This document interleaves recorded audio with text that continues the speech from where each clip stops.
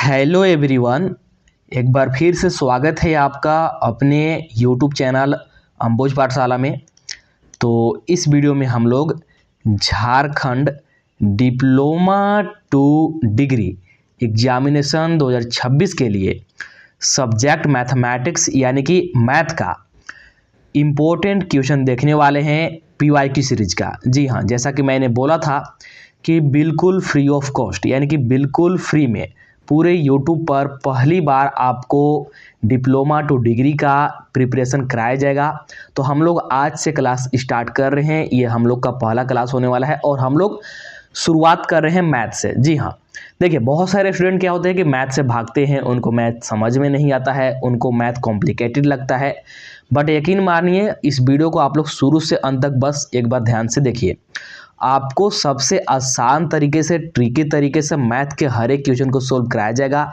आज तक आपने इस तरह से मैथ कभी सोल्व नहीं किया होगा, कभी भी आपने इस तरह से मैथ नहीं पढ़ा होगा, ये मेरी गारंटी है। आपको हर एक क्वेश्चन को एकदम मैजिक की तरह, ट्रिक की तरह बताया जाएगा विथ कॉन्सेप्ट, फॉर्मूला, एक्सप्लेनेशन। जी हाँ, जहाँ पर जो भी कॉन्सेप्ट लगेगा, जो भी फार्मूला लगेगा, आपको हर एक चीज़ फुल एक्सप्लेनेशन के साथ बताया जाएगा और आप लोग पेन पेपर लेके बैठेगा, सभी चीज़ें नोट डाउन करते जाइएगा। जी हाँ, जो भी कॉन्सेप्ट मैं बताऊंगा, जो भी फार्मूला बताऊंगा, उसको नोट डाउन कीजिएगा और बाद में आप लोग खुद से प्रैक्टिस कीजिएगा। जो भी प्रैक्टिस सेट है, जो भी क्वेश्चन है, आपको ये भी मैं प्रोवाइड करा दूंगा। ये आपको कहाँ पर मिलेगा प्रैक्टिस सेट, क्वेश्चंस वगैरह अभी मैं आपको बताऊंगा। फिलहाल ध्यान दीजिए कि हम लोग यहाँ पर इस वीडियो में मैथ से शुरू कर रहे हैं। हम लोग इसमें मैथ का इंपॉर्टेंट क्वेश्चन देखने वाले हैं पीवाईक्यू सीरीज का। कौन से ईयर का हम लोग पीवाईक्यू करने वाले हैं अभी आपको बताएंगे। देखिए हमारा टारगेट रहने वाला है 150 में 150। जी हाँ, देखिए फिजिक्स, केमिस्ट्री, मैथ 3 सब्जेक्ट है। आपको तीनों सब्जेक्ट का आपको पीवाईक्यू सीरीज सबसे पहले कराया जाएगा। उसके बाद में जो भी इम्पोर्टेंट चैप्टर हैं, जो भी इम्पोर्टेंट टॉपिक है, वो भी मैं आपको कराऊंगा। जैसा कि मैंने बताया है, बीच में मेरा हेल्थ इश्यू हो गया था, तबीयत खराब हो गया था, जिसकी वजह से क्लास नहीं आ पा रहा था। बहुत ज़्यादा हेल्थ इश्यू हो गया था। बट अब हम लोग क्लास स्टार्ट कर रहे हैं और लगातार आपको अब क्लास मिलेगा। हर एक दिन आपको एक क्लास देखने को जरूर मिलेगा। तो बस वीडियो को शुरू से अंत तक देखिए, बिल्कुल ऐसा ही क्वेश्चन आपको फाइनल एग्जाम में देखने को मिलेगा। तो चलिए हम लोग बिना देरी किए वीडियो को शुरू करते हैं और हम लोग इस वीडियो में मैथ से ही शुरू करेंगे, ठीक है। उससे पहले चैनल पर पहली बार आए होंगे तो चैनल को सब्सक्राइब जरूर कर लीजिएगा एंड वीडियो को अपने फ्रेंड्स के पास, सभी दोस्तों के पास शेयर जरूर कीजिएगा ताकि मैक्सिमम स्टूडेंट, जी हाँ देखिए, मैक्सिमम स्टूडेंट हमारे चैनल से जुड़ सके। और जैसा कि मैंने आपको शुरुआत में ही बताया था कि जैसे ही मैक्सिमम स्टूडेंट चैनल से जुड़ जाते हैं तो फिर आपको बोनस के रूप में लाइव क्लासेस भी कराया जाएगा। लाइव क्लासेस जिसमें कि आप लोग लाइव चैट कर सकते हैं, लाइव क्वेश्चन पूछ सकते हैं, ठीक है। हर एक चीज़ लाइव होगा, तो लाइव क्लासेस भी कराया जाएगा। लेकिन कब? जब मैक्सिमम स्टूडेंट जुड़ जाएंगे। अभी बहुत सारे स्टूडेंट हैं जिनको पता ही नहीं है चैनल के बारे में, जिनको पता ही नहीं है कि पूरे यूट्यूब चैनल में पहली बार D2D यानी कि डिप्लोमा टू डिग्री का फ्री ऑफ कॉस्ट तैयारी कराया जा रहा है, वो भी शानदार तरीके से। तो चलिए बिना देरी किए हम लोग वीडियो को शुरू करते हैं। अच्छा, उससे पहले मैं बता दूं, आपको डिस्क्रिप्शन में टेलीग्राम ग्रुप का लिंक मिल जाएगा, व्हाट्सएप चैनल का लिंक मिल जाएगा। दोनों को ज्वाइन जरूर कर लीजिएगा क्योंकि कोई भी लेटेस्ट न्यूज़ अगर आता है, जैसे D2D का फॉर्म फिलअप का डेट आता है या फिर कुछ भी आता है, तो सबसे पहले आपको वहीं पर सेंड किया जाता है।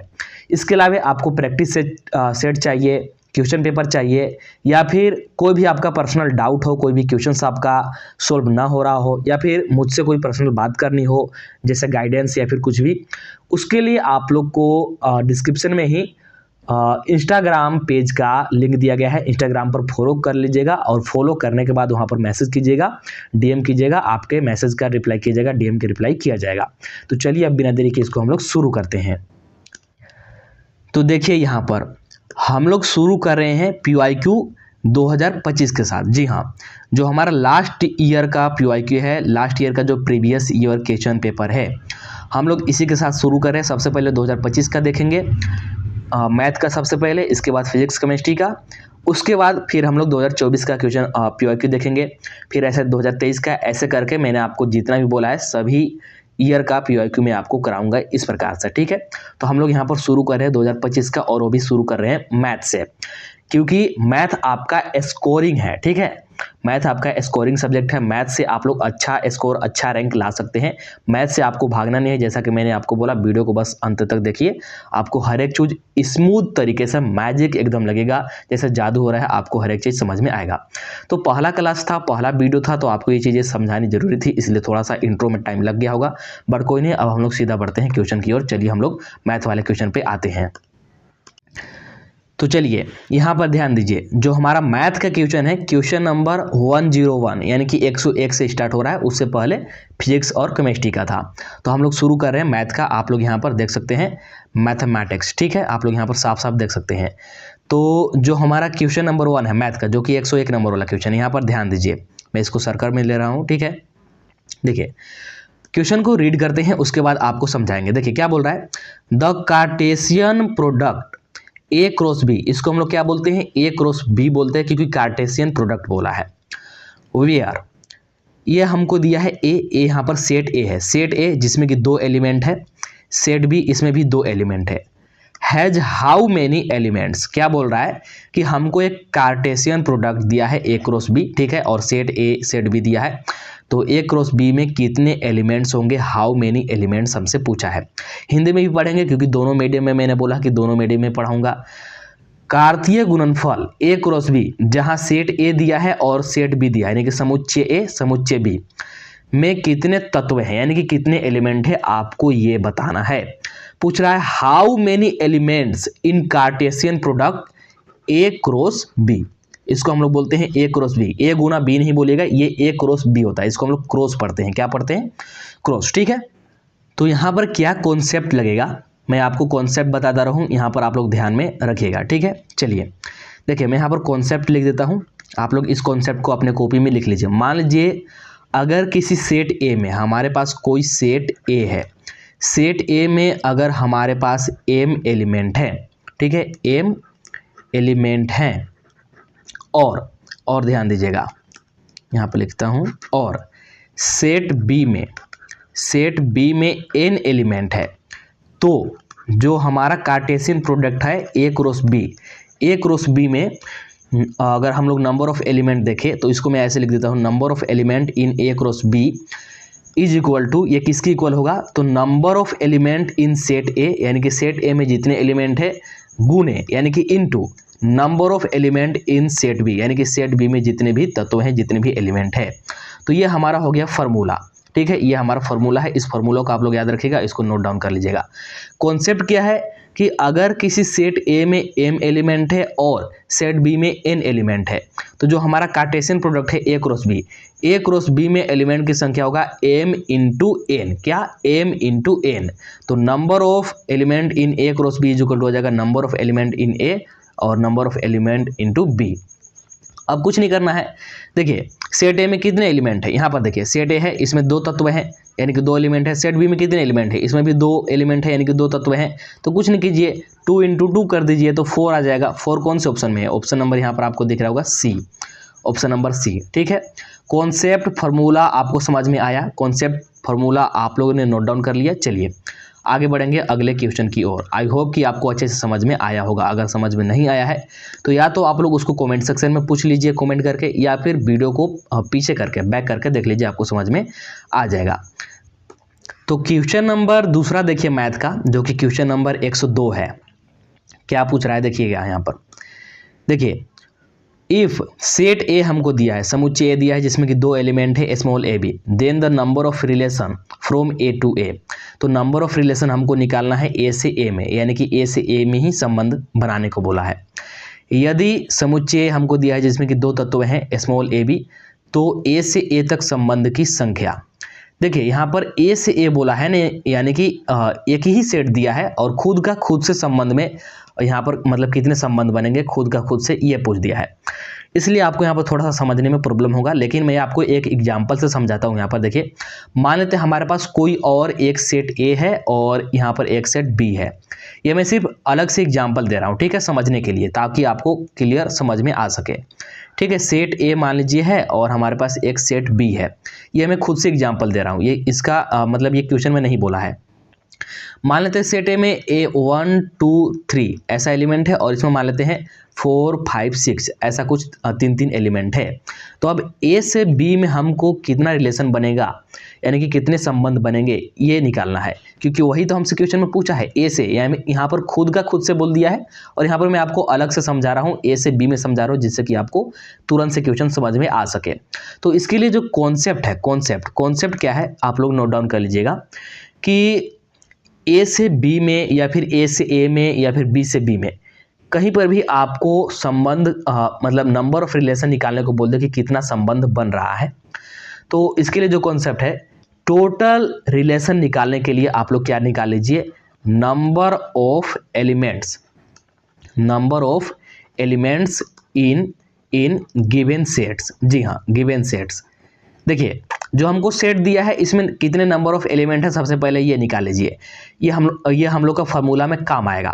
फार्मूला कौन सा है इसके लिए फार्मूला है हमारा कि अगर नंबर ऑफ रिलेशन निकालना है तो इसके लिए हमारा फार्मूला होता है 2 के पावर में, कहाँ पर लिख दूँ, इसको मैं इरेज कर देता हूँ, इसको आप लोग नोट डाउन कर लीजिए। कॉन्सेप्ट ये है कि सबसे पहले आपको क्या निकालना है, number of elements in given set. जो भी आपको सेट दिया है उसमें कितने नंबर ऑफ एलिमेंट है ये आपको निकाल लेना है, ये हमारा फर्स्ट स्टेप है।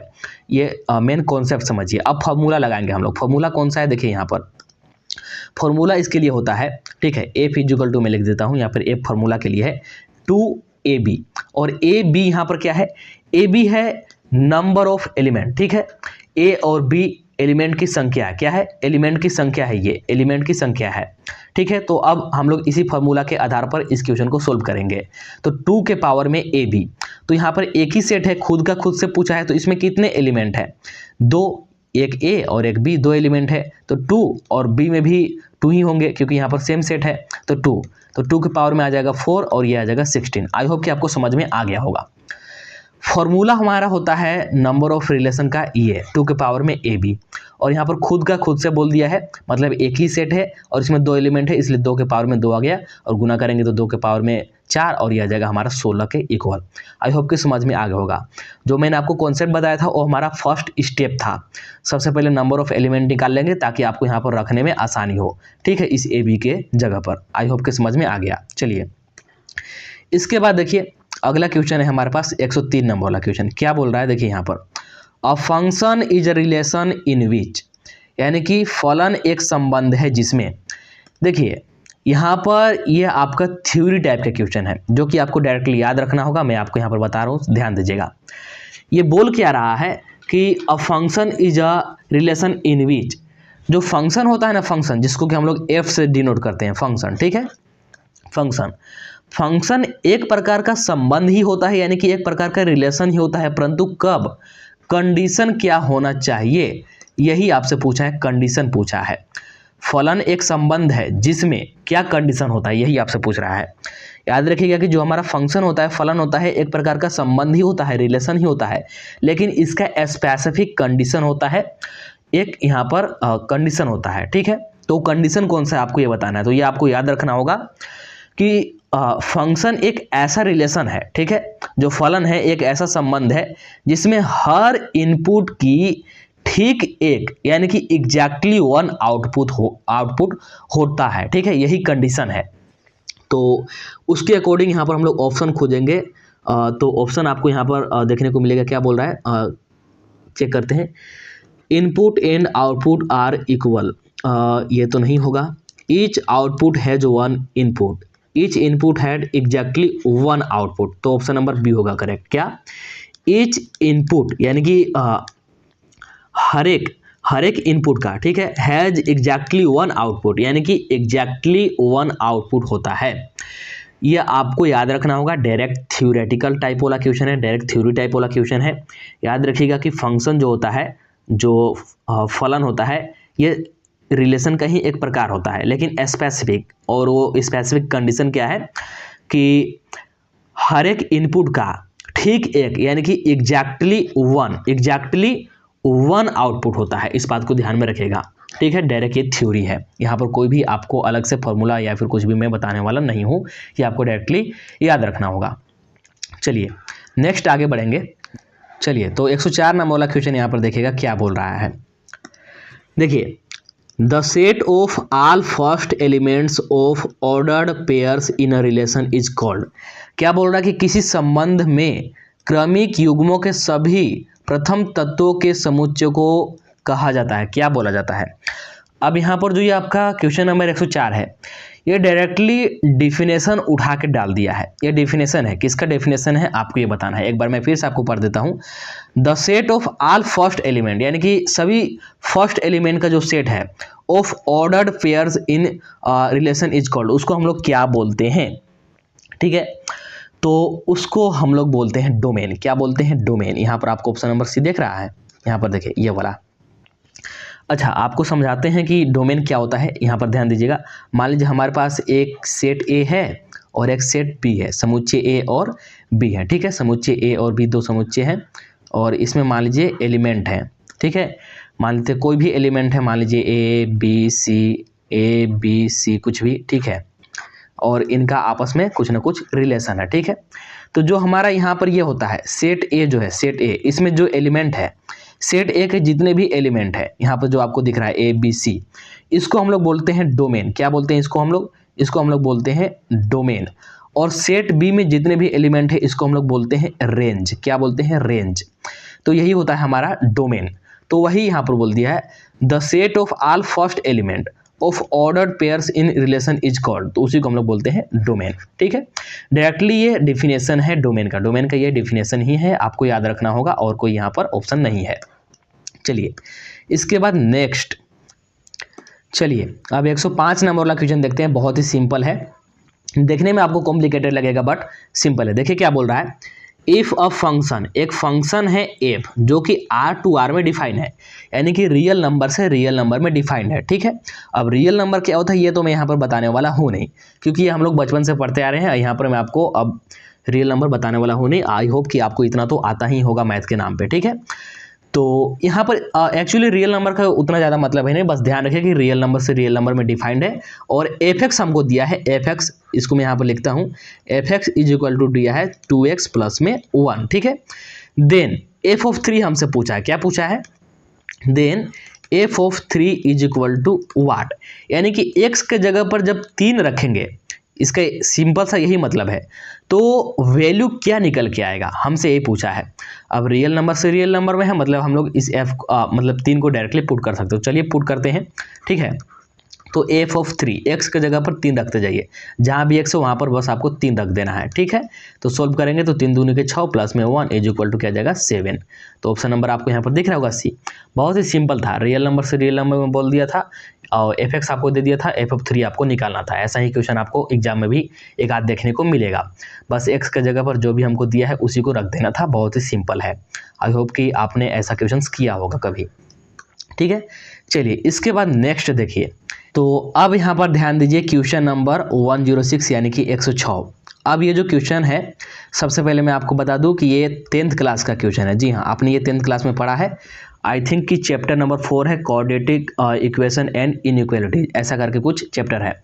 ये 10th क्लास का ही क्वेश्चन है। और इससे पहले हमने जो क्वेश्चन किए 101 नंबर वाले क्वेश्चन से 101 से 105 नंबर तक, वो 12th का था, chapter number 1 relation and function, ठीक है। मैंने आपको बोला था कि पीओक्यू कराते समय बताऊंगा कि कौन सा क्वेश्चन कहाँ से पूछा जा रहा है, कौन सा क्लास से पूछा जा रहा है।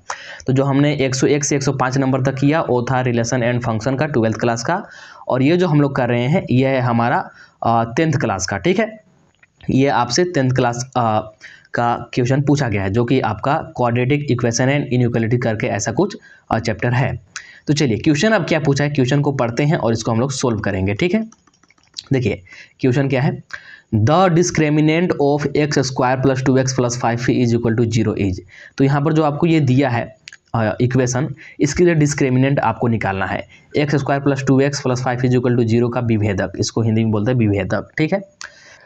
तो चलिए सबसे पहले मैं आपको बता दूं कि डिस्क्रिमिनेंट को हम लोग कैपिटल डी से डिनोट करते हैं, यानी कि हम लोग को कैपिटल डी निकालना है, ठीक है।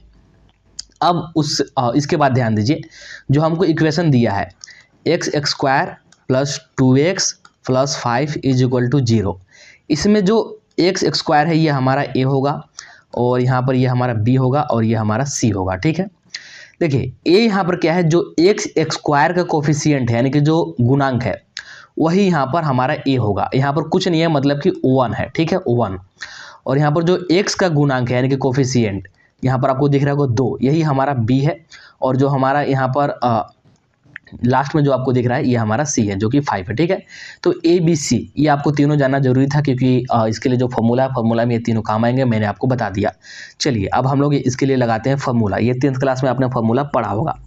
फॉर्मूला होता है डिस्क्रिमिनेंट, यानी कि capital D is equal to क्या होता है, ध्यान रखिएगा, b² माइनस में 4ac, यही होता है फॉर्मूला। अब मैंने ABC क्यों बताया, अब आपको यहाँ पर समझ में आ रहा होगा। तो हम लोग यहाँ पर b का वैल्यू पुट करेंगे, b यानी कि जो x का गुणांक है, यानी कि x का कोफिशिएंट, यहाँ पर आपको दिख रहा होगा 2, तो यहाँ पर कर देंगे 2 का स्क्वायर माइनस में 4 इंटू में a क्या था, x स्क्वायर का कोफिशिएंट यानी कि 1, और इंटू में c, तो c कितना था 5। चलिए इसको क्या करेंगे, सिंप्लीफाई करेंगे। तो 2 का स्क्वायर कितना आ जाएगा 2 का स्क्वायर 4 माइनस यहाँ पर है 4 इंटू 1 करेंगे 4 और इंटू 5 करेंगे 20, यानी कि माइनस का 20। अब यहाँ पर आ जाएगा माइनस का 16, कितना, माइनस का 16। तो ऑप्शन नंबर सी आपको यहाँ पर दिख रहा होगा। देखिए एक मिनट, कौन सा ऑप्शन है, अच्छा ऑप्शन नंबर डी। चलिए ऑप्शन नंबर डी, ठीक है, ऑप्शन नंबर आपका हो जाएगा यहाँ पर डी करेक्ट। समझ में आ गया। चलिए नेक्स्ट 107 नंबर वाला क्वेश्चन क्या है, देखिएगा जल्दी से हम लोग इसको करेंगे। बोल रहा है कि roots of a quadratic equation are imaginary when, यानी कि द्विघात समीकरण की मूल काल्पनिक होती है कब, ये आपसे पूछा है, ठीक है। रूट्स ऑफ क्वाड्रेटिक इक्वेशन, जो द्विघातीय समीकरण होता है, जो क्वाड्रेटिक इक्वेशन होता है, इसका जो रूट्स होता है इमेजिनरी कब होगा, यानी कि काल्पनिक कब होगा। रियल, काल्पनिक का मतलब है रियल नहीं होना, ठीक है। तो इसके लिए कंडीशन क्या होता है, तो इसके लिए कॉन्सेप्ट क्या है आप लोग लिख लीजिए यहाँ पर। देखिए कॉन्सेप्ट ये है कि जो हमारा डिस्क्रिमिनेंट है, यानी कि जो हमारा विभेदक है, डिस्क्रिमिनेंट डी, अभी तुरंत मैंने आपको जो ऊपर बताया था, ठीक है, डी, ये जब हमारा 0 से छोटा होगा, 0 से छोटा, ध्यान रखिएगा, जो हमारा डिस्क्रिमिनेंट है यानी कि डी, जब भी ये 0 से छोटा होगा, यानी कि डी इज लेस देन 0, यानी कि ये 0 से छोटा होगा, तब हमारा जो क्वाड्रेटिक इक्वेशन है, द्विघातीय समीकरण है, इसका जो रूट्स है यानी कि जो मूल है इमेजिनरी होगा, यानी कि काल्पनिक होगा। अगर ये 0 के इक्वल आ गया या फिर 0 से बड़ा हो गया तब तो रियल होगा, लेकिन 0 से छोटा हो गया यानी कि डी इज लेस देन 0, तब क्या होगा, इमेजिनरी होगा। ठीक है, समझ में आ गया। ये सिंपल सा कॉन्सेप्ट था, यही आपको ध्यान में रखना है, और यही यहाँ पर दिया गया है। लेस देन, देखिए लेस देन, तो D is less than 0, option number C आपको दिख रहा होगा। चलिए नेक्स्ट देखिएगा क्वेश्चन नंबर 108। देखिए the solution of inequality this is, आपको यहाँ पर दिया गया है असमानता, ये दिया गया है, इसका हल पूछ रहा है, इसको हम लोग बोलते हैं इनइक्वालिटीज। ठीक है, तो इसका सॉल्यूशन क्या होगा। तो चलिए सबसे पहले हम लोग इसको लिख लेते हैं, बहुत सिंपल तरीका सॉल्व करने का। चलिए आपको सॉल्व करके बताते हैं। क्या दिया है, 2x माइनस 3 लेस देन 7, यही दिया है। ठीक है, कुछ नहीं करते हैं, इसको सबसे पहले सिंप्लीफाई करते हैं, यानी कि जो भी प्लस माइनस इधर उधर जोड़ घटा लेते हैं। तो 2x को यहीं पर रहने देते हैं, इस 3 को उधर भेज देते हैं। यहाँ पर -3 है तो उधर जाकर के +3 हो जाएगा, तो इधर आकर जुड़ेगा तो 7 और 3 कितना हो जाएगा 10। यहाँ पर माइनस था, ध्यान दीजिए, यहाँ पर ये माइनस था तो उधर जाकर के प्लस हो गया, तो 7 3 10 हो गया। बाकी हमारा जो साइन है ऐसे ही है, साइन जैसा का तैसा हमने छोड़ दिया। ठीक है, अब क्या करते हैं, अब डिवाइड लगा देते हैं, दोनों साइड 2 से डिवाइड लगा दीजिए, तो यहाँ पर भी 2 से डिवाइड लगा देंगे, यहाँ पर भी 2 से डिवाइड लगा देंगे, तो हमारा x बच जाएगा, साइन ऐसे ही रहेगा, और यहाँ पर हमारा क्या आ जाएगा, यहाँ पर आ जाएगा 5। अच्छा, यहाँ पर आप लोग एक चीज़ नोट कर लीजिए, इसको नोट करके रखिएगा हमेशा, क्योंकि ये इंपॉर्टेंट कॉन्सेप्ट है, ये इंपॉर्टेंट नोट है, इसके चलते आपका क्वेश्चन गलत हो सकता है। देखिए तो यहाँ पर आप लोग नोट कीजिए, क्या नोट करना है। देखिए मैं आपको बताता हूँ, अगर नेगेटिव साइन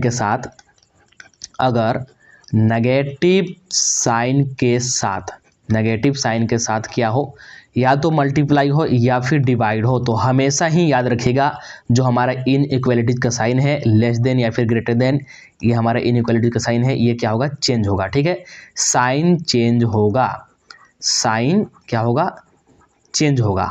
ठीक है, सबसे पहले आप लोग इस नोट को समझिए, एक बार मैं आपको पढ़ के बताता हूँ, इसके बाद समझाता हूँ। अगर नेगेटिव साइन के साथ मल्टीप्लाई या फिर डिवाइड हो तो इनइक्वालिटी चाहे ग्रेटर देन हो या फिर लेस देन हो उसका साइन बदलेगा। इसका क्या मतलब है, अब आप लोग एक एग्जाम्पल से समझिए। मान लीजिए एक और इनइक्वालिटी हमारे पास है, माइनस का 2x लेस देन 10 है। अब यहाँ पर ध्यान दीजिए, यहाँ पर ये माइनस साइन है, ठीक है, माइनस साइन है, तो हम लोग क्या करते हैं, इसको सबसे पहले सिंप्लीफाई करते हैं ना।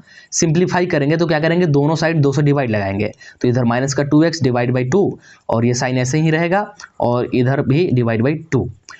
अब ध्यान दीजिए, मैंने यही नोट कराया था कि अगर नेगेटिव साइन के साथ या तो मल्टीप्लाई हो या फिर डिवाइड हो तो क्या होगा, इनइक्वालिटीज का साइन चेंज हो जाएगा। तो जब यहाँ पर डिवाइड लगाइएगा तो यहाँ पर आपका आ जाएगा ये x और यहाँ पर आ जाएगा ये 5, लेकिन यहाँ पर आपका साइन हो जाएगा चेंज। अभी इधर का साइन है तो साइन इधर का हो जाएगा, ठीक है, साइन इधर का हो जाएगा, और अगर साइन पहले से ये इधर का रहता तो ये इधर का हो जाता। ध्यान दीजिएगा, यहाँ पर हमने डिवाइड लगाया और यहाँ पर माइनस था, ठीक है, माइनस था, इसलिए साइन चेंज हो गया। अगर ऐसे ही अगर गुना करते हैं, मान लीजिए दोनों साइड अगर 2 से गुना करते हैं और यहाँ पर माइनस था तो इधर हो जाता आपका 4x और इधर हो जाता 20, लेकिन चूंकि यहाँ पर माइनस है और जो हमारा क्वेश्चन में था इस इधर का है इनइक्वालिटीज, तो ये इधर का हो जाता। समझ में आ गया कि मैंने क्या नोट कराया है। अगर नेगेटिव साइन रहेगा और या फिर नेगेटिव साइन रहता है या तो गुना होता है या फिर डिवाइड होता है तो इनइक्वालिटीज का आपका साइन चेंज हो जाएगा। इस बात को ध्यान में रखिएगा, ये आपका मैक्सिमम स्टूडेंट यहाँ पर गलती करते हैं। फिलहाल तो हमारा जो आंसर आएगा वो क्या आ जाएगा, क्या आया था, x लेस देन 5 आया था ना, less than 5, option number C. चलिए, तो क्वेश्चन नंबर 109 देखिए क्या है, the solution of set x square minus 4 less than 0 is, x square minus 4 less than 0 का हल समुच्चय है। तो कुछ नहीं करना है, बहुत ही सिंपल है, x square minus 4 less than 0 दिया है तो इसको सिंप्लीफाई कर लीजिए। एक हमारे पास फॉर्मूला होता है ए स्क्वायर माइनस बी स्क्वायर, ठीक है, तो ये उसी पर देख रहा है, ए स्क्वायर माइनस बी स्क्वायर, ये 2 का स्क्वायर है, ठीक है, तो उस पर हम लोग लिखेंगे तो फार्मूला क्या होता है, उसके लिए फार्मूला होता है ए माइनस बी ए प्लस बी, यानी कि x माइनस 2 आ जाएगा और यहाँ पर आ जाएगा x प्लस 2, ठीक है, और ये जो साइन है हमारा ऐसे ही रहेगा, ठीक है। अब देखिए, हम लोग 0 के अगर इक्वल करते हैं तो हमारे पास x का यहाँ पर 2 वैल्यू मिलेगा। अगर x माइनस 2 को 0 के इक्वल करते हैं और x प्लस 2 को 0 के इक्वल करते हैं तो हमको 2 वैल्यू मिलेगा। एक तो x is equal to plus का 2 मिल जाएगा और एक तो x is equal to minus का 2 मिल जाएगा। तो जो हमारा सोल्यूशन सेट ऑफ इसका जो मतलब सोल्यूशन सेट आएगा, क्या आएगा, जो हमारा x का वैल्यू है ये क्या रहेगा, ये हमारा -2 और 2 के बीच में रहेगा, ठीक है, -2 और 2 के बीच में रहेगा। तो इस प्रकार से हमारा ऑप्शन नंबर बी आ जाएगा करेक्ट। देखिए, ये तो एक तरीका हुआ, मैंने आपको सॉल्व करा दिया, मतलब ये शॉर्ट तरीके से हुआ, लेकिन इसी क्वेश्चन को हम लोग और डीप तरीके से भी कर सकते हैं। इस क्वेश्चन को हम लोग एग्जैक्टली एक एग्जाम्पल लेकर के थोड़ा लंबा तरीके से समझ सकते हैं। तो उसको मैं आपको कभी और बता दूंगा या फिर टेलीग्राम पर शेयर कर दूंगा या फिर आप लोग इंस्टा पर डीएम कीजिएगा, वहाँ पर मैं आपको बता दूंगा, या फिर कभी और किसी और सेट में ऐसा क्वेश्चन आया तो वहाँ पर बता दूंगा, ठीक है, क्योंकि ये वीडियो ऑलरेडी बहुत ज़्यादा लंबा हो रहा है। फिलहाल तो इसका ऑप्शन बी आ जाएगा करेक्ट। आई होप कि आपको समझ में आया होगा। अगर समझ में नहीं आया होगा तो अगला सेट में ऐसा क्वेश्चन होगा, वहाँ पर और इसको मैं डीपली एक्सप्लेन कर दूंगा। क्वेश्चन नंबर 110 देखिए क्या बोल रहा है, if A less than B and C less than 0 then इनमें से कौन सा ऑप्शन सही होगा। यदि ए जो है बी से छोटा है और सी 0 से छोटा है तो इनमें से कौन सा ऑप्शन सही होगा, ये आपको बताना है। तो इसको कैसे सॉल्व करेंगे, कैसे समझेंगे, यहाँ पर चलिए इसको सॉल्व करते हैं। देखिए, ए जो है हमारा बी से छोटा है और सी जो है हमारा 0 से छोटा है, और सी 0 से छोटा है कि मतलब क्या मतलब है, मतलब सी हमारा नेगेटिव होगा। 0 से छोटा का मतलब क्या, -1 -2, यही ना, 0 से छोटा तो यही सब होता है, मतलब सी हमारा नेगेटिव होगा। अब सारे option A C B C में है, मतलब हमको रिलेशन निकालना है ए सी और बी सी में। तो ए सी और बी सी का, ठीक है, स्मॉल बी है, सॉरी, ए सी और बी सी का हमको क्या निकालना है, संबंध निकालना है, रिलेशन निकालना है। तो इन दोनों के बीच क्या संबंध होगा। देखिए, तो चलिए इसके लिए कॉन्सेप्ट क्या लगेगा तो एक बार फिर से आप लोग कॉन्सेप्ट लिख लीजिए। ये कॉन्सेप्ट मैंने पहले बताया है, मैंने बताया था कि अगर नेगेटिव साइन के साथ मल्टीप्लाई या फिर डिवाइड करते हैं तो इनइक्वालिटीज का साइन चेंज होता है।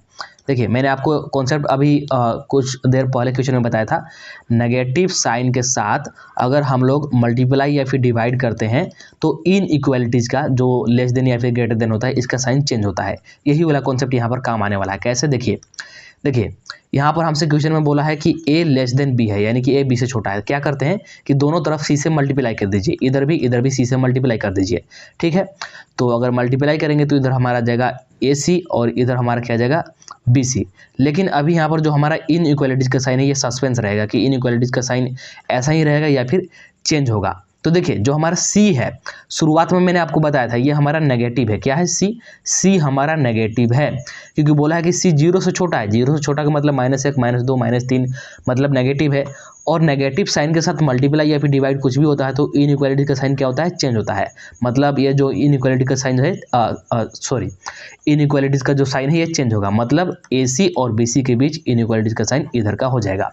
समझ में आ गया। हमसे बोला है कि a b से छोटा है तो ऐसे ही लिख दिए, दोनों तरफ c से मल्टीप्लाई कर दिए। अब बीच में हमको इनइक्वालिटीज का साइन लगाना है, तो कैसे लगाएंगे, तो यहाँ पर c पर ध्यान दीजिए कि c नेगेटिव है और नेगेटिव से कुछ भी करेंगे गुना या फिर डिवाइड तो इनइक्वालिटी का साइन यहाँ पर क्या होता है, चेंज होता है।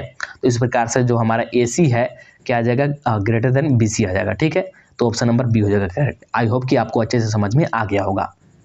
चलिए इसके बाद देखिए यहाँ पर question number 111, the period of tan x is, यानी कि tan x का आवर्त यानी कि पीरियड है। tan x का हमसे क्या पूछा है, पीरियड पूछा है, आवर्त क्या है। तो आप लोग यहाँ पर एक चीज़ नोट कर लीजिए, बहुत ही इंपॉर्टेंट है। जो पीरियड होता है इसका मतलब क्या होता है, पीरियड का मतलब होता है कि फंक्शन कितने इंटरवल के बाद सेम वैल्यू रिपीट करता है। जैसे यहाँ पर हमसे tan x का पूछा था, जैसे मान लीजिए tan 0 का वैल्यू, अगर tan 0 का वैल्यू 0 आता है तो यही tan 180 डिग्री पर जाकर के यानी कि 180 डिग्री पर जाके इसी को हम लोग बोल सकते हैं tan पाई पर भी जाके क्या आ जाएगा, 0 ही आ जाएगा, ठीक है। फिर 180 डिग्री आगे बढ़ेगा तो फिर से ये वैल्यू को रिपीट करेगा। तो पीरियड का मतलब यही होता है। तो यहाँ पर पूछ रहा है कि the period of tan x, यानी कि tan x का वैल्यू जो वैल्यू है कब रिपीट करेगा, कितने इंटरवल के बाद, ठीक है। तो 180 डिग्री पर ये रिपीट करता रहता है, इसका सीधा से यही मतलब है। ये बात को नोट कर लीजिएगा कि पीरियड का मतलब है, ऐसे आप लोग कॉपी में लिखिए, पीरियड का मतलब है कि फंक्शन कितने इंटरवल के बाद सेम वैल्यू रिपीट करता है। इसके लिए ग्राफ भी होता है, ठीक है। tan x के लिए ग्राफ भी होता है। मैं यहाँ पर अगर ग्राफ बनाऊँ तो चलिए मैं बना देता हूँ अच्छे से, अगर बन जाए तो ठीक है, अदरवाइज मैं आपको टेलीग्राम पर शेयर कर दूँगा। देखिए ठीक है, यहाँ पर मैं ग्राफ बनाता हूँ। मान लीजिए ये हमारा x एक्सिस है, ये हमारा y एक्सिस है, ठीक है। और ये tan x के लिए हम लोग ग्राफ बना रहे हैं। तो अगर tan x का पीरियड देखिएगा ना, tan x के पीरियड के लिए यानी कि ये आएगा हमारा y is equal to tan x, ठीक है। y is equal to tan x का जो ग्राफ बनता है कुछ इस प्रकार से बनता है, ठीक है, कुछ इस प्रकार से। तो आपको कुछ इस प्रकार से ये ग्राफ देखने को मिलेगा, ठीक है, कुछ इस प्रकार से ऐसे वैल्यू रिपीट करता है, ठीक है। ये आपको 11th क्लास में देखने को मिलेगा। चलिए इसके बाद आगे है 112 नंबर वाला question, if sin x is equal to 3/5 और x बिलोंग टू क्या है 0 से π/2, then cos x is equal to क्या आएगा। यदि sin x का मान दिया है 3/5 और जो हमारा x से बिलोंग करता है 0 से π/2 तो cos x का वैल्यू क्या आएगा, आपसे ये पूछा है। तो सबसे पहले क्या क्या दिया है उसको लिख लीजिए ऐसे करके, given sin x is equal to क्या आ जाएगा 3/5 और साथ में हमको दिया है कि x बिलोंग्स टू, इसको हम लोग बिलोंग्स टू पढ़ते हैं, क्या बोलते हैं इसको हम लोग बिलोंग्स टू पढ़ते हैं। तो यह जगह 0 से π/2, क्या 0 से π/2, ठीक है। ये तो देन हमको निकालने को क्या बोला है, cos x is equal to what, ये निकालने को बोला है। तो चलिए निकालते हैं, कैसे निकालेंगे देखिएगा। देखिए सबसे पहले कोस का फॉर्मूला क्या होता है, कोस इज इक्वल टू, या फिर बोल सकते हैं cos theta is equal to क्या होता है, cos theta is equal to b/h, यही होता है ना, बेस बाई हाइपोटेनियस, ठीक है। यानी कि आधार बटे क्या होता है कर्ण, बेस बाई हाइपोटेनियस, ठीक है, यही होता है। तो अब हम लोग क्या बनाएंगे, सबसे पहले यहाँ पर एक ट्रायंगल बना लेते हैं। ट्रायंगल ऐसे ही बनाते हैं, ठीक है। मान लीजिए एक हमारे पास ट्रायंगल है, ठीक है, ये ट्रायंगल है। तो हमको तो दिया है साइन x का वैल्यू 3/5 और साइन किसके इक्वल होता है, जो साइन है साइन थीटा किसके इक्वल होता है, ये होता है लंब बटे कर्ण, ठीक है, यानी कि परपेंडिकुलर बटे हाइपोटेनियस, ठीक है। परपेंडिकुलर यहाँ पर कौन सा यही है, तो इसका वैल्यू कितना दिया है, इसका वैल्यू दिया है 3 और साथ में हमको दिया है क्या हाइपोटेनियस दिया है ना, ये दिया है 5। तो हमको ये बेस निकालना है, बेस। तो ये बेस हमारा 4 निकल के आएगा। ठीक है, आप लोग पाइथागोरस थ्योरम से निकाल के देख लीजिएगा। ठीक है, जो पाइथागोरस थ्योरम होता है वो आप लोग निकाल के देखिएगा। अब बाकी मेरे को याद है कि 4 ही आता है। ठीक है, ये ट्रिपलेट होता है, ट्रिपलेट। ठीक है, ये 4 आएगा आपका निकल के। पाइथागोरस थ्योरम से आप लोग चाहे तो निकाल के देख सकते हैं। ये कैलकुलेशन है, आप लोग ये खुद से कीजिएगा, मैं यहाँ पर करने वाला हूँ नहीं। तो अब हमको मिल गया। तो अब हमको निकालना क्या था, क्वेश्चन में क्या पूछा था हमसे, क्वेश्चन में पूछा था क्या पूछा था, कोस एक्स। तो कोस एक्स किसके इक्वल आएगा, कोस एक्स अभी मैंने यहाँ पर लिखा b/h यानी कि बेस। तो बेस हमारा 4 है और हाइपोटेनस कितना है 5 है, यानी कि 4/5। 4/5 कौन सा ऑप्शन है, ऑप्शन नंबर ए। ठीक है, बहुत ही सिंपल था। चलिए इसके बाद question number 113, the value of iota square is. इसको हम लोग क्या पढ़ते हैं, इसको पढ़ते हैं आयोटा, इसको पढ़ते हैं आयोटा। ठीक है, ये आपको 11th क्लास में देखने को मिलेगा। और ये आयोटा क्या होता है, तो ये इमेजिनरी यूनिट होता है। ठीक है, इमेजिनरी नंबर जो होता है ना, जैसे 10th क्लास में हम लोग जो डिस्क्रिमिनेंट सोल्व करते हैं, जो मैंने आपको डी बताया, ये इमेजिनरी होता है। कब, जब इसका वैल्यू 0 से छोटा हो जाए। तो उसी के लिए हम लोग 11th क्लास में ये लेकर आए हैं आयोटा। ठीक है, जिसको हम लोग इमेजिनरी यूनिट बोलते हैं। ठीक है, तो चलिए हम लोग आयोटा स्क्वायर का मान निकालना है, आयोटा स्क्वायर का मान। तो सबसे पहले मैंने आपको बता दिया, ये आप लोग चाहे तो नोट डाउन भी कर सकते हैं। जो हमारा आयोटा है ये क्या है, इमेजिनरी यूनिट है। ठीक है, और जो आयोटा का वैल्यू होता है, सिर्फ आयोटा का, ये होता है -√1 के इक्वल, -√1 के इक्वल। माइनस होता है और अंडर रूट में होता है। अब हमसे यहाँ पर क्या पूछा है, आयोटा स्क्वायर का, मतलब इसका स्क्वायर लग जाएगा। ठीक है, इसका स्क्वायर तो माइनस का 1 आएगा आंसर। माइनस कौन, आपको ऑप्शन नंबर सी में दिख रहा होगा। ये तो क्वेश्चन बहुत सिंपल था, लेकिन यहाँ पर कुछ चीज़ें आपको नोट कर लेना है। क्या, तो नोट कीजिए। सबसे पहले देखिए, अगर आयोटा के पावर में 1 आए तो ये आयोटा के ही इक्वल है। पावर 1 का मतलब सिंपल सा आयोटा ही है।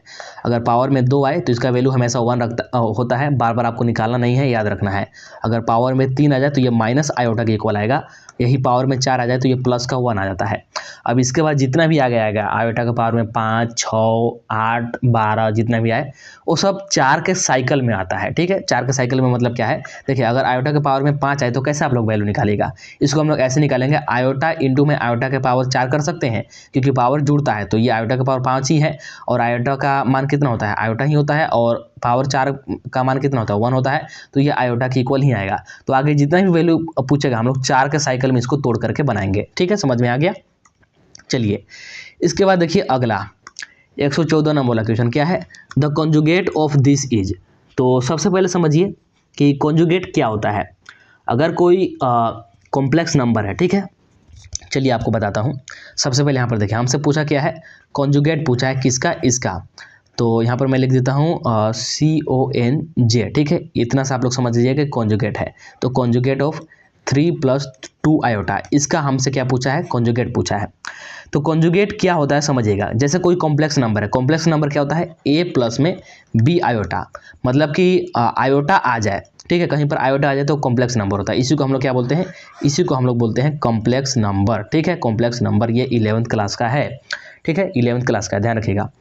तो ये है हमारा कॉम्प्लेक्स नंबर। ठीक है, तो जो कॉम्प्लेक्स नंबर होता है उसका कॉन्जुगेट हमेशा क्या होता है, अगर ये कोई ऐसा कॉम्प्लेक्स नंबर दिया है तो ये आता है, जैसे A+ B iota complex number है तो इसका कॉन्जुगेट आएगा A - B आयोटा। बस यहाँ पर जो प्लस है इसके जगह पर माइनस आ जाता है। ठीक है, मतलब क्या है, रियल पार्ट सेम रहता है, जो रियल पार्ट है। ठीक है, यहाँ पर देखिए ये है, ये वाला ये रियल पार्ट है। ठीक है, और जो आयोटा के साथ वाला है ये इमेजिनरी पार्ट है। तो जो रियल पार्ट है ये सेम रहता है, बस इमेजिनरी पार्ट का साइन चेंज हो जाता है। जैसे अगर यहाँ पर ये प्लस है तो माइनस हो जाएगा, और माइनस है तो प्लस हो जाएगा। हमेशा याद रखिएगा कि ये वाला रियल पार्ट है, जो आयोटा वाला है ये इमेजिनरी पार्ट है। मैंने शुरुआत में ही बताया है कि आयोटा क्या है, इमेजिनरी यूनिट है। तो समझ में आ गया। कॉम्प्लेक्स नंबर इस तरह से होता है, A+ में कुछ करके आयोटा रहेगा। ठीक है, ये कॉम्प्लेक्स नंबर होता है, और कॉम्प्लेक्स नंबर का कॉन्जुगेट हमेशा क्या होता है, तो रियल पार्ट सेम रहेगा, यानी कि A का A, और जो हमारा इधर इमेजिनरी नंबर है इसका साइन सिर्फ चेंज हो जाएगा। तो अब जो हमसे क्वेश्चन पूछा है इसका कॉन्जुगेट क्या होगा, अब जो मैंने आपको कॉन्सेप्ट और फॉर्मूला जो भी बताया उसके अकॉर्डिंग बताइए। तो यहाँ पर 3 + 2 आयोटा है, तो इसका कॉन्जुगेट क्या आएगा, इसका कॉन्जुगेट रियल पार्ट को ऐसे ही लिख देंगे, और यहाँ पर प्लस है तो माइनस हो जाएगा, और यहाँ पर 2 आयोटा आ जाएगा। बहुत ही सिंपल था। ठीक है, समझ में आ गया। तो इसके अकॉर्डिंग जो भी ऑप्शन आपको दिख रहा है, कौन सा, option number C, option number C को टिक कर लीजिए। चलिए इसके बाद 115 नंबर वाला क्वेश्चन, 115 नंबर वाला क्वेश्चन देखिए, the modulus of 1 + iota is. 1 plus iota का मापांक यानी कि मॉडुलस हमको निकालना है। तो देखिए ये कॉम्प्लेक्स नंबर है, तो लिख लेते हैं हम लोग कॉम्प्लेक्स नंबर को हम लोग कैपिटल जेड से डिनोट करते हैं। ठीक है, याद रखिएगा। ये हमको दिया है 1 प्लस आयोटा, इसका हम लोग मॉडुलस निकालना है। जनरली जो हमारा कॉम्प्लेक्स नंबर होता है, सामान्य कॉम्प्लेक्स नंबर कुछ इस तरह से दिखता है, Z is equal to A plus B iota. ये हमारा रियल पार्ट वाला है और ये इमेजिनरी पार्ट वाला। ठीक है, ए प्लस बी आयोटा। तो इसका हम लोग जब भी मॉडुलस निकालते हैं, मॉडुलस के लिए हम लोग ये साइन लगाते हैं, ये मॉडुलस का साइन होता है। ऐसे दो सीधा स्ट्रेट लाइन होता है। ठीक है, ये मॉडुलस का साइन है। तो कॉम्प्लेक्स नंबर का मॉडुलस इज इक्वल टू आता है अंडर रूट में ए स्क्वायर प्लस में बी स्क्वायर। ठीक है, ए स्क्वायर यहाँ पर है रियल नंबर वाले का स्क्वायर और बी स्क्वायर इमेजिनरी नंबर वाला का जो यहाँ पर कोफिशिएंट है उसका स्क्वायर। ठीक है, समझ में आ गया। तो अब ऐसे ही जो हमको ये क्वेश्चन दिया है इसका हम लोग निकाल लेंगे। तो चलिए निकालते हैं। क्या आएगा हमारे पास, Z is equal to under root में ए स्क्वायर प्लस में बी स्क्वायर। ए स्क्वायर हमारे पास क्या था, 1 ही था, तो 1 का स्क्वायर प्लस में बी स्क्वायर हमारे पास क्या था, यहाँ पर देखिए क्वेश्चन में आपको दिख रहा होगा आयोटा। तो आयोटा का कोफिशिएंट कितना है, गुणांक कितना है, सॉरी कुछ नहीं, मतलब 1 है, तो 1 का ही क्या जाएगा, स्क्वायर आ जाएगा। तो 1 का स्क्वायर कीजिएगा और प्लस 1 का स्क्वायर, तो 1 ही रहता है, तो 1 1 2 हो जाएगा, यानी कि अंडर रूट में 2। अंडर रूट में 2 आपको ऑप्शन नंबर 1 दिख रहा होगा। ठीक है, चलिए इसके बाद क्वेश्चन नंबर 116 क्या बोल रहा है, find limit x tending towards 2 3x square minus x plus 1। तो क्या बोल रहा है, limit x tending towards 2 3x square minus x plus 1 ज्ञात करें। तो इसका वैल्यू मतलब आपको निकालने के लिए बोला है। ठीक है, सबसे पहले ध्यान दीजिए, ये है यहाँ पर जो ऐसे दिया है x और ऐसे यहाँ पर साइन बना के 2 दिया है, इसको हम लोग बोलते हैं x टेंडिंग टुवर्ड्स। इसको हम लोग क्या बोलते हैं, टेंडिंग टुवर्ड्स 2, या फिर इसको बोल सकते हैं x टेंड्स टू 2। ठीक है, टेंड्स टू इसको हम लोग पढ़ते हैं, टेंड्स टू या फिर टेंडिंग टुवर्ड्स। ठीक है, इसको ये हम लोग पढ़ते हैं। इसका मतलब कुछ नहीं होता है, इसका मतलब होता है कि जहाँ पर भी x दिखे वहाँ पर हम लोग 2 रख सकते हैं, 2 वैल्यू पुट कर सकते हैं। सिंपल सा इतना मतलब है। तो चलिए कुछ नहीं करते हैं, हम लोग यहाँ पर वैल्यू को पुट करते हैं। ठीक है, तो यहाँ पर हम लोग जहाँ पर भी x दिखेगा उसके जगह पर 2 रखते जाएंगे। तो यहाँ पर 3 इंटू में एक्स स्क्वायर है, मतलब कि x की जगह पर 2 रखेंगे, उसका स्क्वायर आ जाएगा, और माइनस का यहाँ पर x है, मतलब कि यहाँ पर 2 रखेंगे, प्लस का 1। तो ये 2 का स्क्वायर करेंगे तो 4, और 4 ये 12 माइनस का 2 प्लस में 1, तो ये हो जाएगा 13 माइनस का 2 कीजिए तो आपका 11 निकल के आ जाएगा। ठीक है, तो ऑप्शन नंबर बी हो जाएगा करेक्ट। कुछ नहीं था, बहुत ही सिंपल था। लिमिट एक्स टेंडिंग टुवर्ड्स 2 दिया था, यहाँ पर टेंडिंग टुवर्ड्स जो भी दे उसका सीधा सा मतलब होता है कि x की जगह पर आप लोग वो वैल्यू पुट कर सकते हैं। तो यहाँ पर x की जगह पर हमने 2 रखा, वैल्यू निकल के आ गया। ठीक है, बहुत ही सिंपल था। चलिए इसके बाद आगे देखिए 117 नंबर वाला क्वेश्चन क्या है, if f(x) is equal to this then f dash x using first principle is. यदि f(x) is equal to X square है तो प्रथम सिद्धांत का उपयोग करते हुए, ठीक है, क्या करना है, f डैश x का वैल्यू निकालना है। f डैश x का मतलब यहाँ पर क्या है, f डैश x हमारा होता है डिफ्रेंसिएशन। ठीक है, यहाँ पर जो आपको f डैश x मिल रहा है, मतलब यहाँ पर fx का डेरिवेटिव कर देना है, डिफ्रेंसिएशन कर देना है। ये जो आपका क्वेश्चन आ रहा है 116 नंबर से आगे जितना भी क्वेश्चन आपको देखने को मिल रहा है, 116 17 आगे अभी जहाँ तक चलेगा। ठीक है, ये आपका limits and derivative class 11th limits and derivative chapter सी आपका सारा क्वेश्चन पूछा जा रहा है। ठीक है, तो चलिए इसको हम लोग सोल्व करते हैं। हमको क्या दिया है, हमको दिया है f(x) इज इक्वल टू क्या दिया है, एक्स स्क्वायर। हमको निकालना क्या है, f डैश x। ठीक है, ये किसके इक्वल आएगा, देखिएगा जो f डैश x होता है ना, f डैश x, इसी को हम लोग बोल सकते हैं dy बाई डी एक्स। क्या, dy by D x. f dash x का मतलब कुछ नहीं होता है, डिफ्रेंसिएशन होता है, x के रिस्पेक्ट में y का डिफ्रेंसिएशन, x के रिस्पेक्ट में y का डिफ्रेंसिएशन। डिफ्रेंसिएशन 11th क्लास में आपको पढ़ने को मिलता है, और आई होप कि आपने डिप्लोमा के फर्स्ट सेमेस्टर या फिर सेकंड सेमेस्टर में डिफ्रेंसिएशन हल्का हल्का सा पढ़ा होगा। ठीक है, बाकी 11th 12th में आपको डिफ्रेंसिएशन बहुत ही एडवांस लेवल का मिलता है। ठीक है, तो f डैश x को हम लोग ऐसे लिख सकते हैं dy बाई डी एक्स, कुछ नहीं होता है, x के रिस्पेक्ट में y का डिफ्रेंसिएशन ये होता है। ठीक है, तो इसके बाद आप लोग एक फार्मूला नोट कीजिए, डिफ्रेंसिएशन का फार्मूला है dy डी एक्स ऑफ किसका, x के पावर में n। अगर ऐसा कहीं पर आपको देखने को मिले तो इसके लिए जो डिफ्रेंसिएशन होगा ये होगा n x के पावर n माइनस 1, यानी कि जो पावर है बाहर आ जाएगा और फिर x के पावर वही पावर माइनस 1 हो जाएगा। ठीक है, इस फार्मूला को आप लोग नोट डाउन कर लीजिए, यही फार्मूला यहाँ पर लगने वाला है। कैसे, देखिए इसको हम लोग लिख सकते हैं dy by D X of y के जगह पर क्या लिख सकते हैं, x स्क्वायर लिख सकते हैं। ठीक है, अब इसको सॉल्व कीजिए, तो यहाँ पर जो पावर में था बाहर आ गया, तो सबसे पहले पावर में 2 है तो 2 को बाहर लीजिए, इसके बाद x लिखिए, इसके बाद पावर -1 कर दीजिए, यानी कि 2, और यहाँ पर x के पावर में 1 आ जाएगा, यानी कि इसी को हम लोग लिख सकते हैं 2x। बहुत ही सिंपल था, ठीक है। आई होप कि आपको समझ में आ गया होगा, ठीक है। फॉर्मूला याद रखिए, बाकी इक्वेशन आपको देखते ही बन जाना चाहिए, बहुत ही सिंपल था, क्योंकि बहुत एडवांस लेवल का डिफरेंशिएशन आपको देखने को मिलता है। हालांकि यहाँ पर आपसे एडवांस ज़्यादा पूछेगा नहीं। इसके बाद है the derivative of √x is. √x का आप लोग डेरिवेटिव याद रख सकते हैं। फिलहाल मैं यहाँ पर आपको सोल्व करके दिखाता हूँ, ठीक है। तो dy/dx ही यहाँ पर निकालना है, ठीक है। देखिए सबसे पहले ध्यान दीजिए कि √x को हम लोग क्या लिख सकते हैं। √x का मतलब क्या होता है, पावर में हाफ, कुछ नहीं होता है, पावर में हाफ ही होता है, ठीक है। √x का मतलब होता है हाफ पावर, ठीक है, इस बात को याद रखिएगा। तो अब हम लोग निकालेंगे dy/dx ऑफ √x। √x को हम लोग लिख सकते हैं x के पावर में हाफ, यानी कि आधा, ठीक है। √x का मतलब होता है पावर आधा, ठीक है। √x का मतलब पावर आधा ही होता है, क्यों? क्योंकि हम लोग x का स्क्वायर √ का स्क्वायर करते हैं तो 1 की इक्वल आता है, तो आधा का स्क्वायर कीजिएगा तो 1 ही आता है, ठीक है। तो अब इसको हम लोग यहाँ पर करेंगे, फॉर्मूला वही लगाएंगे x का पावर n वाला, तो पावर सबसे पहले बाहर आ जाएगा, इसके बाद x लिखेंगे और फिर पावर -1 कर देंगे, ठीक है। तो 1/2 रहेगा, और x के पावर में जब आप लोग यहाँ पर माइनस कीजिएगा, हाफ में से -हाफ घटाइएगा, तो ये आपका माइनस का हाफ निकल के आ जाएगा। अच्छा, अब इसको हम लोग कैसे लिख सकते हैं, तो यहाँ पर ध्यान दीजिए, -हाफ को ऐसे ही रहने दीजिए, ठीक है। अब देखिए जो यहाँ पर हमारा -हाफ है, ये नीचे जाकर के +हाफ हो जाएगा, मतलब ये यहाँ पर आएगा, तो यहाँ पर x क्या आ जाएगा, पावर में हाफ, नीचे आकर ये जो पावर है प्लस हो जाता है, और इसी को हम लोग लिख सकते हैं √x, यानी कि 1/2 आपका ऐसे ही रहेगा, ठीक है। 1/2 ऐसे ही रहेगा, और √ यहाँ पर आपका आ जाएगा x, ठीक है। तो ऑप्शन नंबर आपका आ जाएगा बी करेक्ट। आई होप कि आपको समझ में आया होगा। ये कुछ नहीं है, ये सिर्फ यहाँ पर मैंने इधर सिंप्लीफाई किया है। मेन कॉन्सेप्ट तो ये फार्मूला वाला ही था, इतना सिंप्लीफाई आपको आना चाहिए। अगर क्वेश्चन समझ में नहीं आया तो एक बार रिपीट करके देख लीजिएगा, ठीक है। जो यहाँ पर माइनस का हाफ है, नीचे जाकर के पावर प्लस हो जाएगा, और जो हाफ है इसी को हम लोग √x लिख सकते हैं। एक बार मैंने फिर से आपको बता दिया। चलिए इसके बाद question number 19, limit x tending towards 1 x² - 1 upon में x - 1 इज। अब यहाँ पर आपको एक पॉइंट नोट करना होगा, जो कि मैं अभी आपको बता रहा हूँ। फिलहाल जैसे मैंने अभी एक क्वेश्चन ऐसा ही कराया था कि अगर लिमिट x टेंडिंग टुवर्ड्स यहाँ पर कुछ भी दे दे, तो हम लोग क्या करते हैं कि x की जगह पर उस वैल्यू को सीधा पुट करते हैं। तो यहाँ पर आप लोग एक बार वैल्यू को पुट करके देखते हैं, ठीक है। क्या करते हैं, वैल्यू को पुट करते हैं।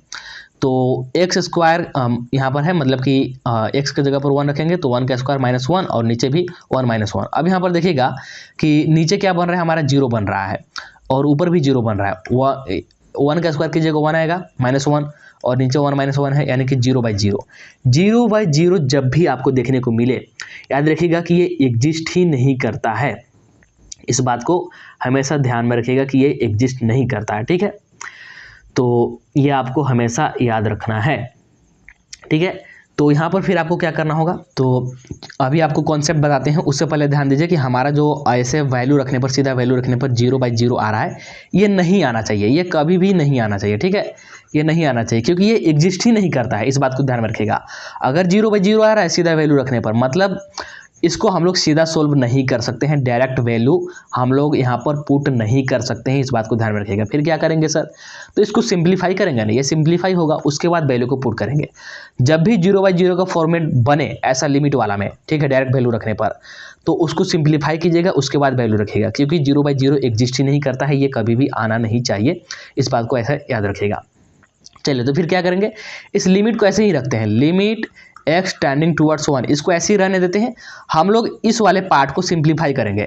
जैसे x² -1 है, तो इसको हम लोग ऐसे लिख सकते हैं, x² -1 का स्क्वायर अपॉन में x - 1। क्यों? क्योंकि 1 का स्क्वायर 1 ही होता है। अब यहाँ पर देखिए a² - b², ये फॉर्मूला हमारा बन गया। तो इसको हम लोग अब क्या करेंगे, सिंप्लीफाई कर देंगे। ये हमारा लिमिट इधर ऐसे ही चलता रहेगा, लिमिट x टेंडिंग टुवर्ड्स 1, और इसको हम लोग फॉर्मूला पर बैठाएं, तो फॉर्मूला भी मैंने आपको बताया था। ये क्या होता है, x + 1 आ जाएगा, और इधर आपका आ जाएगा x - 1, यही फॉर्मूला आएगा, और नीचे हमारा x - 1 है ही। अब एक हमारे यहाँ पर एक कैंसिल हो जाएगा, x - 1 से x - 1 कैंसिल हो जाएगा। और अब हम लोग इस x के वैल्यू को पुट कर सकते हैं, तो x की जगह पर 1 रख दीजिए, तो 1 + 1 = 2 आ जाएगा। Option number B. समझ में आया। जब भी 0/0 बने तो याद रखिएगा डायरेक्ट वैल्यू पुट नहीं कर सकते हैं, क्योंकि 0/0 एग्जिस्ट ही नहीं करता है। उसको हम लोग सिंप्लीफाई करेंगे, ठीक है, गुणनखंड करें चाहे जो भी करेंगे, इसके बाद वैल्यू को पुट करेंगे। समझ में आ गया। ये बात को आप लोग नोट करके रख लीजिएगा। चलिए इसके बाद क्वेश्चन नंबर 120 क्या है, F X is equal to X square plus 3 then F dash 2 is equal to, यदि फंक्शन हमको ये दिया है तो एफ डैश 2 का मतलब क्या करना है कि एफ एक्स का डिफ्रेंसिएशन कीजिए, इसका डेरिवेशन कीजिए, डिफ्रेंसिएशन निकालिए, इसके बाद डेरिवेशन निकालने के बाद उसमें 2 को पुट कर दीजिएगा, ठीक है, यानी कि जो भी डेरिवेशन आएगा उसके जगह पर 2 रख देंगे तो आ जाए हमको वैल्यू मिल जाएगा, यही बात है, ठीक है। क्वेश्चन समझना भी आना चाहिए। एफ डैश 2 का मतलब बोला है, एफ डैश का मतलब होगा कि इस फंक्शन का हम लोग डिफ्रेंसिएशन करेंगे, इसको डिफ्रेंशिएट करेंगे, और 2 का मतलब है कि एक्स जगह पर 2 रख देंगे। तो चलिए इसको डिफ्रेंशिएट हम लोग करते हैं। तो एफ एक्स हमको दिया है, एफ एक्स इक्वल टू क्या है, एक्स स्क्वायर प्लस में 3x, यही दिया है ना। तो इसको मैं चाहूँ तो डायरेक्टली सोल्व कर सकता हूँ, बट अगर आपने डिफ्रेंसिएशन नहीं पढ़ा है तो आपको थोड़ा सा लगेगा कि कहाँ से आ गया, तो इसको हम लोग इस प्रकार से लिख लेते हैं, D Y D X of X square plus में 3x, यही है ना। तो x के पावर n वाला लगाइए फॉर्मूला, तो यहाँ पर ये आपका जो 2 है ये सबसे पहले बाहर आ जाएगा, इसके बाद x लिखेंगे, फिर पावर -1 हो जाता है, इसके बाद प्लस का साइन है तो प्लस लगाएंगे, इसके बाद इसका अलग से डिफ्रेंसिएशन करेंगे, याद रखिएगा सिर्फ इसका कर देने से नहीं होगा, प्लस इसको भी करेंगे, ठीक है। तो जो हमारी ये 3 है, 3 इसको ऐसे ही रखेंगे क्योंकि ये वेरिएबल नहीं है, ये कांस्टेंट है, तो कांस्टेंट ऐसे ही रहेगा, 3 का 3 ही लिख देंगे। और x का हम लोग करेंगे यहाँ पर क्या, डिफ्रेंसिएशन। x का डिफ्रेंसिएशन हमेशा याद रखिएगा 1 होता है। क्यों 1 होता है, क्योंकि इसका पावर में कुछ नहीं है, मैं आपको यहाँ पर करके भी दिखा देता हूँ, पावर में कुछ नहीं मतलब 1 है, तो 1 यहाँ पर आ जाएगा, इसके बाद लिखेंगे x, और पावर में कुछ नहीं मतलब 1 है तो 1 - 1, ठीक है, इस प्रकार से। तो अब यहाँ पर आ जाएगा 2, और यहाँ पर ये आपका आ जाएगा x, ठीक है, प्लस में 3, और x माइनस यहाँ पर 1 कीजिएगा, मतलब पावर में 1, तो ये x के पावर में 0 है, और किसी के पावर में जब 0 होता है तो उसका मान कितना होता है, 1 होता है, तो यह जाएगा आपका 2x प्लस में 3। समझ में आ गया। हमेशा याद रखिएगा कि डिफ्रेंसिएशन x का 1 होता है, ये तो मैंने यहाँ पर आपको करके दिखा दिया एक बारी, लेकिन हमेशा याद रखिएगा कि x का डिफ्रेंसिएशन 1 होता है, डायरेक्टली यहाँ पर वैल्यू को हम लोग 1 रखेंगे, ये मैंने आपको सिर्फ दिखाने के लिए किया है, अदरवाइज ये सीधा सोल्व हो गया था, ठीक है। चलिए तो क्वेश्चन नंबर 121 देखिए अब क्या है, which of the following is not a function, निम्नलिखित में से कौन सा एक फलन नहीं है। तो मैंने आपको शुरुआत में बताया था कि फंक्शन क्या होता है, तो एक बार आप लोग फिर से नोट कर लीजिए कॉन्सेप्ट के रूप में। फंक्शन क्या होता है, तो फंक्शन हम लोग उसको बोलते हैं जिसका एक इनपुट का सिर्फ और सिर्फ एक आउटपुट हो, क्या हो, एक आउटपुट हो, ठीक है। एक इनपुट का सिर्फ एक आउटपुट यानी कि एग्जैक्टली 1 आउटपुट हो, उसी को हम लोग फलन बोलते हैं। मतलब अगर एक x के लिए, ठीक है, 2 वैल्यू मिलती है तो फिर वो फंक्शन नहीं होगा। तो हमसे वही तो पूछा है कि कौन सा फलन नहीं है, तो जिसका 2 वैल्यू आएगा वो फलन नहीं होगा। तो अब यहाँ पर ऑप्शन नंबर आप लोग बी चेक कीजिए, ऑप्शन नंबर यहाँ पर आप लोग बी चेक कीजिए, ये क्या है, F X is equal to plus minus root x.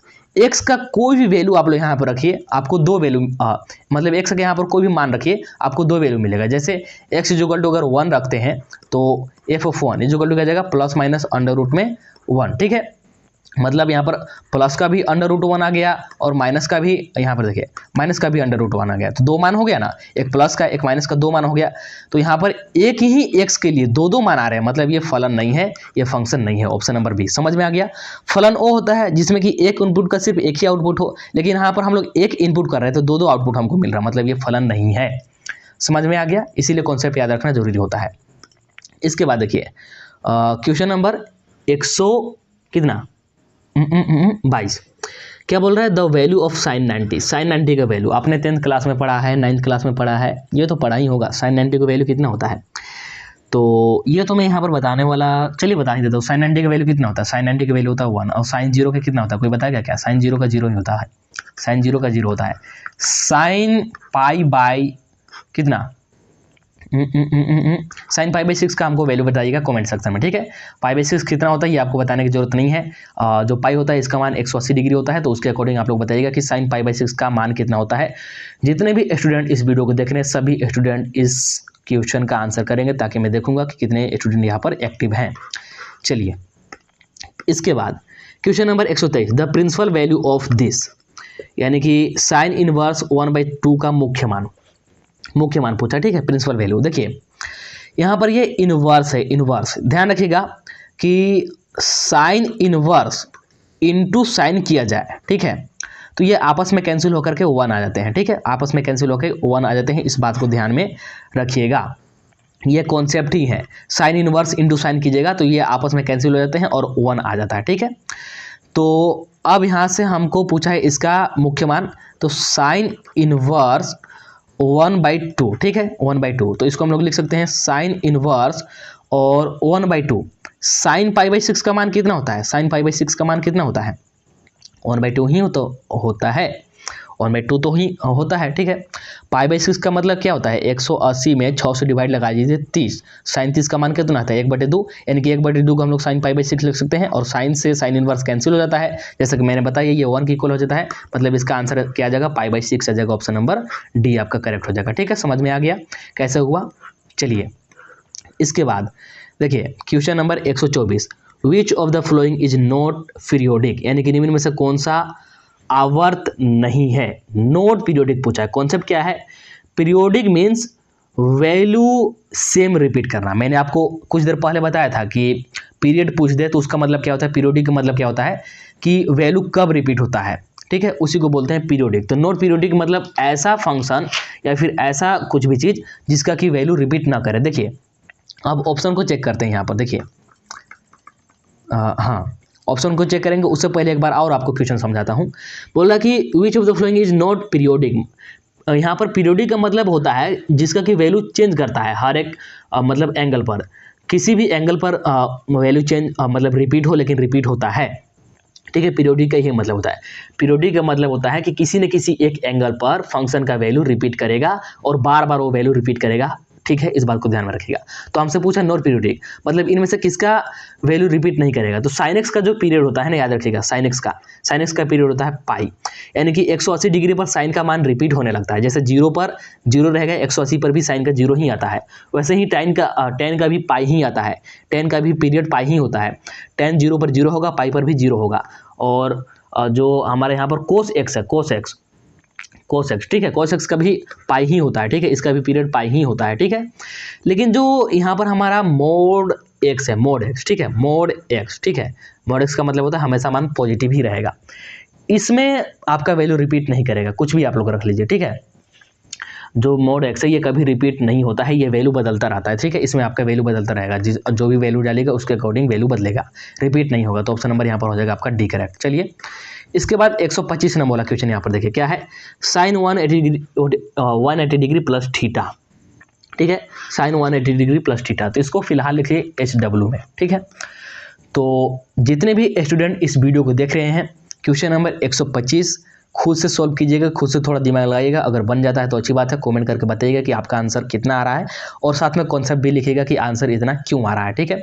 जितने भी स्टूडेंट है अपना नाम लिखिएगा और क्वेश्चन नंबर 125 डालिएगा, HW उसका आंसर करके ऐसे लिखेगा, और साथ में ये भी बताइएगा कि आपका नाम क्या है, अभी आप कौन से कॉलेज में पढ़ रहे हैं, मतलब डिप्लोमा आप लोग कर रहे हैं तो कौन से कॉलेज से कर रहे हैं, जिससे कि थोड़ा हम लोग का यहाँ पर इंट्रोडक्शन वगैरह हो जाएगा, सभी स्टूडेंट आपस में एक दूसरे को पहचान सके, ठीक है। हो सकता है बहुत सारे स्टूडेंट एक ही कॉलेज के होंगे, तो ऐसे में यहाँ पर देखने को मिलेगा। सभी स्टूडेंट नाम लिखिएगा, कौन से कॉलेज से आप लोग पढ़ रहे हैं और इस क्वेश्चन का आंसर आप लोग बताइएगा।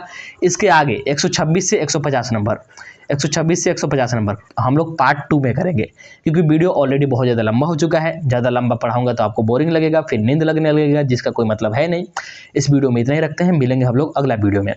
आप लोग अपना नाम, कॉलेज का नाम, कौन से कॉलेज में पढ़ रहे हैं, ठीक है, आपका ब्रांच कौन सा है, कमेंट करके जरूर बताइएगा, सभी के कमेंट के रिप्लाई किया जाएगा, पढ़ा जाएगा सभी के कमेंट को, और HW का क्वेश्चन अगर बनता है तो अच्छी बात है, अदरवाइज मैं अगले वीडियो में इसको सॉल्व कराऊंगा। तो चलिए मिलते हैं अगला वीडियो में, तब तक के लिए tata bye bye, see you in the next video.